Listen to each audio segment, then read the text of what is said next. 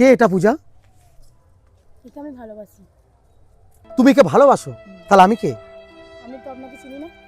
তুমি আমাকে চেনো না? না, এতদিন আমাকে ভালোবেসে তুমি অভিনয় করে গেলে শুধুমাত্র? সব মিথ্যা কথা বলে লাভ নেই, আমি আপনাকে চিনি না। হ্যাঁ, তুমি আমার সাথে অভিনয় করলে আজকের দিনে, এতটা ভালোবাসার পরও তুমি অন্যজনের সাথে হাত ধরে ঘুরছো, এর থেকে বড় কষ্ট আর কিছু হয় না। আপনি এখানে ফালতু কথা বলবেন, আপনাকে আমি চিনি না, ঠিক আছে? আজকের দিনে তুমি আমাকে চেনো না, না। কিন্তু একদিন আমি তোমার কাছেই জীবনের সব থেকে প্রিয় মানুষ ছিলাম। তার জন্য তোমার প্রিয় মানুষটার সাথে তুমি ভালো থাকো, আমি চলে গেলাম। আমি তোমাকে বলি আমি কে, আমি তোমাকে বলি আমি কে। আমি ওর জীবনের সব কিছু ছিলাম।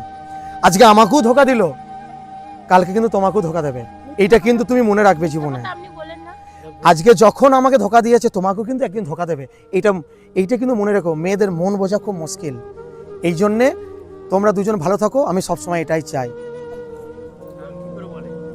ও হয়তো অন্য কাউকে দেখেছে আমার মধ্যে, আমি ওনাকে চিনি না।